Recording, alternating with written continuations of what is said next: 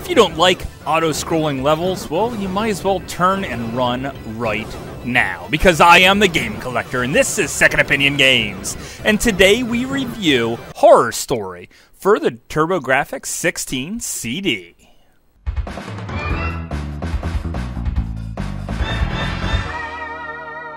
Second Opinion Games. The TurboGrafx 16 CD system had many great games. However, many of them just never came over here to the States. Luckily, you can import them and play them in your system, at least the CD games, without any modification to your console whatsoever. So here is another import to play. It's Horror Story, a game that plays just like an auto-scroller. This was an arcade port that was fairly good at the time, but we really didn't see it that much here. So I imported it and played it, and it holds up very true, and it is great. It's also 1 or 2 players. However, there is a little Easter egg in here. If you hold the number 2 button down while you press start on the continue screen, you can play 2 players at the same time. This does get very, very tricky. However, you're super powerful. You could also only do this once for 1 continue. So use it sparingly or don't use it at all. It's really not that helpful overall. Beyond that, there's really not a whole lot of information out there on this game. Matter of fact, almost none. So I kind of went into playing this game very, very blind. Now, it was really hard for me to track it down. For years, I searched eBay and waited for the game to come down in price because it was about $125. Then, PCE Works, a company that makes high-quality reproductions, stepped in and released it on one of their 4-packs, so of course I picked it up right away because, another import game, of course.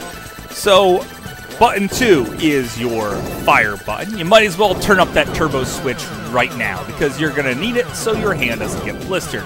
And button 1 is the jump. Now, jumping is pretty cool in this game because you could double jump as long as you're continuously going up. Once you start going down, you can't hit the jump button and finish your double jump. You always have to be at the top of your jump. Also, you seem to have magical shoes like Mario, so you could jump on the heads of your enemies and their projectiles, except for the floating ball ones. Spears are okay, floating balls equal death. And it is one-hit kills. Unless you collect 3 of the P symbols, then you get a shield, so you could get hit one more time. Of course, you could fall in a pit, and then it really doesn't matter at all. Now, most of this game is all about the power-ups. They're very, very frequent, pretty much always being on screen at some point in time or another. If you already have a power that you like, you could pick that power-up up again and receive some extra points. Or you could just always switch it up, and there is tons of different weapons to use. There's missiles, bombs, kind of a spread shot, or a laser, or a different kind of laser, and they are all very useful for very specific situations. The spread shot is really good most of the time, except for some of the more difficult enemies, but it's going to be your go-to weapon the majority of the time playing this game, except for boss battles, in which case you do not want this thing whatsoever. Boss battles, the lasery things, any of them, basically anything other than the triple shot, and the boss battles are going to go well. With the triple shot, sometimes that means the boss battles are going to last a lot longer, which means death for you. Sometimes, because the bosses are generally very easy patterns to figure out, and the majority of them are pretty much pushovers. Where this game shines isn't in the music, but the music is pretty good. It's the sprites.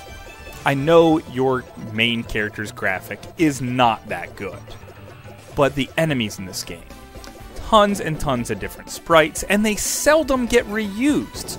So every level that links one right after another, by the way, with very little load times in between, has their own enemies, and they are really, really cool, and that is one of the most enjoying things I found about this game, is just seeing all of the awesome enemies and everything the game can throw at you. This is epic. And just like all good things, they quickly come to an end. There is only 8 levels in this entire game. Also, when you start, you'll notice that there's no easy, medium, or hard difficulties. It's all relatively hard. But you can turn up your life meters so you could give yourself up to 5 lives.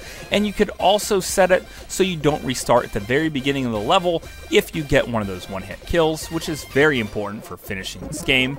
You do have infinite continues, so when you pop it in, make sure you have about 3 hours to set aside, play through it, and beat the whole game.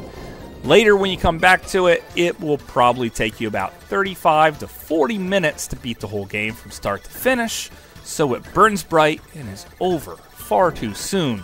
It might not be worth the $125 or $150 you could spend on this game, but it's definitely worth around $60 for a high-quality reproduction or less.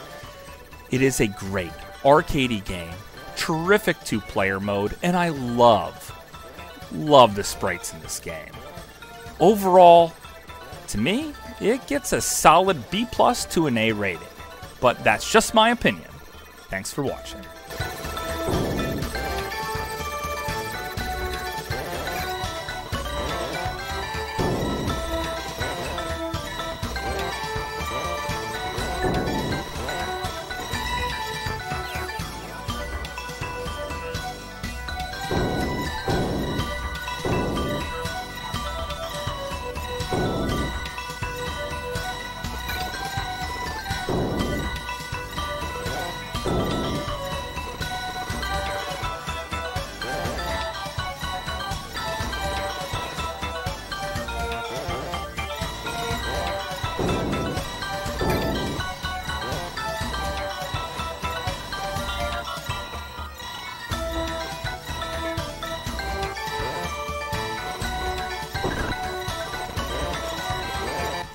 If you enjoyed this review, please let me know. Also, I want to hear from you. What are some awesome, really good import games you want me to cover in the future? I have a whole shelf full of great imports, and I cannot wait to share them with you.